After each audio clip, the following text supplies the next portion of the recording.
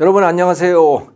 글로벌 경제 트렌드 오늘은 미국 연준과 월스트리트 투자자들 사이에 벌어지고 있는 기싸움에 대한 이야기입니다. 기준금리에 칼자루를 쥐고 있는 연준은 계속 으름장을 놓고 있죠. 금리를 낮출 생각이 없다. 어쩌면 올릴 수도 있어 라고 하면서 투자자들에게 준비해라, 조심해라 이렇게 계속 으름장을 놓고 있는데요. 근데 정작 투자자들 중에는 말이죠, 코웃음을 치는 사람들이 많습니다. 에헤 웃기시네. 이렇게 고금리를 1년 넘게 끌고 간다고 내가 보기엔 곧 낮출 수밖에 없을걸? 이런 식으로 생각을 하고 있는 거예요. 투자자들의 생각이 이럴 거라는 사실은 위험자산의 가격이 뛰었다는 사실을 통해서 확인할 수가 있습니다. 이 그래프는 월스트리트 저널에서 인용한 것인데요. 이 세 개의 선 중에서 가장 아래 것이 S&P 500, S&P 500이고 위에 두 개 선이 있잖아요.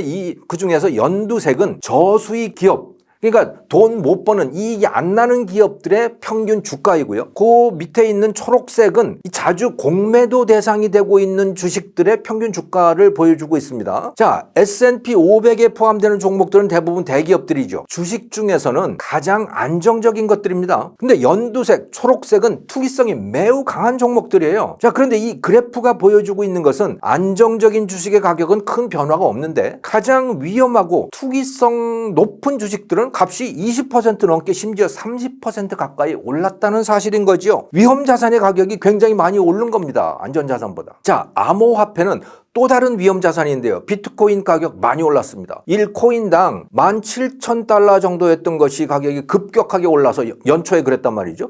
2월 20일 현재 24,000달러가 됐어요. 가격이 45%나 뛰었습니다. 자, 작년부터 급격히 금리를 높여온 이 연준의 입장에서는 이건 아주 당혹스러운 현상입니다. 무슨 말씀일까요? 찬찬히 따져보죠. 수익이 나지 않는 기업의 주식, 공매도 대상 주식, 암호화폐 이런 것들은 매우 투기성이 강한 위험자산들입니다. 금리가 낮고 자금 유동성이 좋을 때는 수요가 급격히 늘어나지만 그 반대일 때는 또 수요가 급격히 빠지죠. 그래서 가격 등락폭도 매우 크고 투기성도 강합니다. 위험자산이라고 하는 이름은 그래서 생겨난 거예요. 연준의 계산대로라면 투기성 강한 이런 금융상품들의 가격은 지금 바닥을 기고 있어야 됩니다. 자금 사정이 나빠지라고 지금 정책을 펴고 있기 때문인 것이죠. 기준금리를 높인 거, 또 양적 긴축이라고 하는 것을 하는 이유가 바로 시중에 자금을 끌어들이기 위한 것이거든요. 시중 자금줄을 조이기 위해서 지금 이런 정책을 펴고 있는 겁니다. 그러니까 자금 사정이 나쁜 게 당연한 거예요. 그러면 위험자산은 가격이 폭락을 하는 게 맞습니다. 그리고 실제로 작년 10월까지는 폭락을 했었죠. 그런데 11월 이후부터 이런 위험자산들의 가격이 급등세를 보이고 있으니 당황스러울 밖에 없는 겁니다. 이런 것은 자금 사정이 호전됐을 때 나타나는 현상이거든요. 금리가 낮고 유동성은 풍부할 때 위험자산에 대한 투자 수요도 급등을 하니까요. 그러니까 지금 시장에서 위험자산에 투자하고 있는 이 투자자들은 머지않아서 연준이 기준금리를 낮출 것이다. 그리고 자금 사정이 머지않아 좋아질 것이야. 그때가 되면 위험자산 수요가 늘어서 값도 오를 테니까 지금 미리 사두자. 이런 식의 반응을 보이고 있다고 생각하면 되는 겁니다. 자, 연준 입장에서는 이런 상황이면 인플레를 잡기도 어렵죠. 연준이 긴축 정책을 시작한 이유는 물가를 잡기 위함입니다. 연준의 물가 상승 목표치는 2%인데요. 작년 3월부터 이 2%를 넘기 시작해서 7월에는 무려 9%까지 인플레가 치솟았던 겁니다. 물가 안정을 법적 책무로 삼고 있는 연준은 반드시 이 물가 상승률을 2% 밑으로 끌어내려야 하는 거예요. 그러기 위해서 돈줄을 조여온 것이거든요. 그래서 시중의 자금 사정이 악화가 되어야 합니다. 그래야 소비도 줄고 투자도 줄어서 물가 상승 압력을 떨어뜨릴 수가 있는 것이죠. 그런 이유 때문에 그것을 목표로 해서 기준금리를 계속 높여왔는데 이 시중 자금 사정이 나빠지지가 않고 있는 겁니다. 이 그래프는 미국 금융기관들이 제공하고 있는, 이 금융기관은 이제 연준이 아니고 그냥 일반 민간 금융기관들입니다. 민간 금융기관이 제공하고 있는 30년 만기 모기지의 평균 금리를 보여주고 있는데요. 이 모기지라고 하는 건 우리말로 하자면 주택담보대출 금리 이렇게 생각을 하시면 되겠죠. 그런데 10월까지는 이 모기지 금리가 계속 상승을 했어요. 연준의 기준금리 인상 정책의 효과가 나타났다 이렇게 볼 수가 있는 거죠. 하지만 그 후부터는 금리가 오히려 떨어지기 시작합니다. 그런데 연준의 기준금리는 그때도 계속 올리고 있었거든요. 근데 시중금리는 떨어지는 거예요. 투자자들이 연준의 말을 믿지 않고 있는 것이죠. 곧 긴축을 멈출 것 같아. 그러니까 우리가 선제적으로 대응을 하게 되면 우리는 더 이익을 볼 수 있는 거 아니야? 이렇게 반응을 하고 있는 겁니다. 민간 자금 운용자들이 이렇게 생각을 하고 있기 때문에 생겨나는 현상. 자, 이것은 전국 금융상황지수라고 하는 것, National Financial Conditions Index라고 하는 것, 여기에도 반영이 되어 있습니다. 이것을 보면 작년 10월부터 금융상황이 완화된 것으로 지수가 나타나고 있어요. 그러니까 전반적으로 자금 사정이 좋아지고 있다, 미국 국내. 자, 이런 게 지금 미국 사정이거든요. 연준은 참 답답한 거지요. 시중 자금 사정이 이렇게 좋아지고 있으니 인플레도 잘 안 잡히겠죠. 1월 달 미국의 소비자 물가 상승률이 발표가 됐는데 6.4% 상승이었습니다. 근데 작년 2022년 12월에는 6.5%였어요. 달라진 게 없는 겁니다. 아니, 금리를 이렇게 기준금리를 많이 올렸으니 이것보다 훨씬 더 큰 폭으로 떨어질 거다, 이렇게 연준은 기대를 하고 있었는데 물가 상승률에는 거의 변화가 없는 거예요. 자, 그러니까 연준은 어떻게 생각하겠습니까?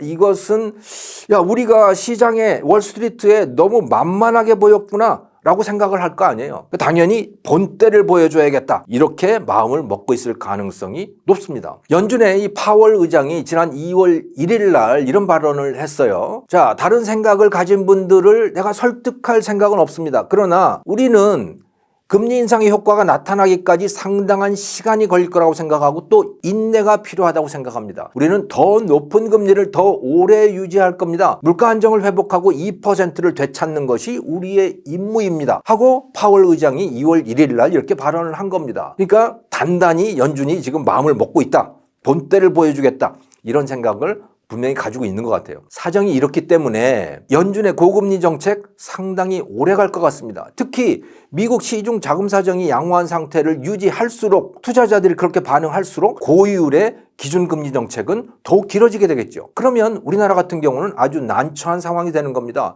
달러에 대한 환율이 오를 테니 그렇고요. 또 그것을 막기 위해 한국은행도 고금리 정책을 유지할 가능성이 높기 때문에 그렇습니다. 자, 이제 정리하겠습니다. 연준은 고금리 정책 또 긴축 정책을 통해서 인플레를 잡으려고 합니다. 그런데 투자자들의 상당수가 연준의 의지를 과소평가하고 있는 거죠. 시중 모기지 금리가 낮아지는 것, 이렇게 시중 자금 사정이 좋아지고 저수익 주식, 암호화폐 같은 위험자산 가격이 급등하는 것이 그 결과다, 이렇게 보면 될 겁니다. 이렇게 될수록, 투자자들이 이렇게 반응할수록 인플레를 잡기는 어려워지고요. 연준은 더욱더 돈줄을 조일 거라고 봅니다. 고금리 기조를 더 오래 가져가고 양적 긴축의 강도도 더 높일 수가 있습니다. 그러니까 투자자들이 연준을 우습게 볼수록 연준은 더욱더 무서워진다, 이렇게 결론을 내릴 수가 있겠죠. 자, 미국 물가 상승률이 여전히 높고 실업률은 낮습니다. 게다가 비트코인 가격은 높은 상태를 유지하고 있으니 연준의 고금리 기조 꽤 오래 갈 것 같습니다. 자, 여기서 경제학 공부 잠깐만 하시고 가겠습니다. 원치 않으시는 분은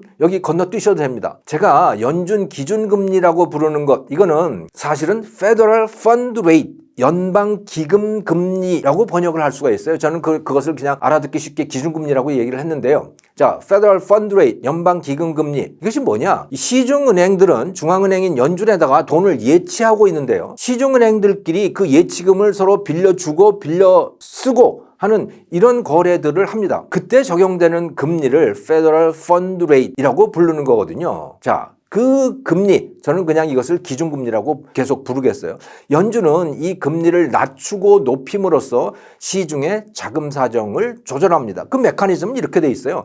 먼저 연준은 기준금리를 몇 %다라고 발표를 합니다. 그런데 일방적으로 그렇게 하라고 지시를 하는 게 아니고요. 시장금리가 그렇게 되도록, 시장금리가 실제로 그렇게 되도록 돈을 시중에서 걷어들이거나 또는 풀어내는 방법을 쓰죠. 그것을 공개시장 조작, 오픈마켓 오퍼레이션이라고 합니다. 연준이 유가증권 시장에서 국채를 사거나 팔아서 시장금리를 조절하는 것을 말하는 건데요. 그것을 공개적으로 한다고 해서 공개시장 조작이라고 부릅니다. 자, 그럼 어떻게 하느냐? 기준금리를 높이고자 한다면 연준이 보유하고 있는 국채, 연준은 이런 유가증권들을 많이 보유하고 있어요. 이런 유가증권들을 시장에다가 내다가 팝니다. 그러면 달러는 시장에서 연준으로 들어오겠지, 연준 금고로. 그리고 시중에는 자금 유통량이 줄어들 겁니다. 반면에 시중에는 공급이 늘어나는 게 있죠. 바로 그 유가증권들의 공급이 늘어납니다. 특히 국채의 공급이 늘어나는 거예요. 그러면 국채 가격이 떨어지겠죠. 그러면 국채 수익률은 올라갑니다. 국채 수익률이라고 하는 게 바로 시중 금리의 기준점, 벤치마크처럼 되어 있는 거예요. 이렇게 해서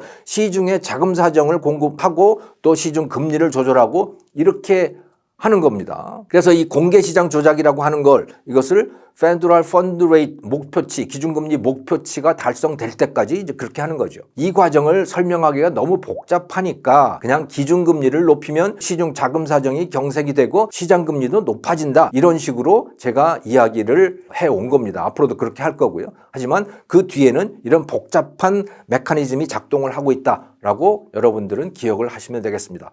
자, 김정호의 경제TV. 오늘은 연준과 투자자들 사이에 벌어지고 있는 기싸움에 대해서 말씀드렸습니다. 감사합니다.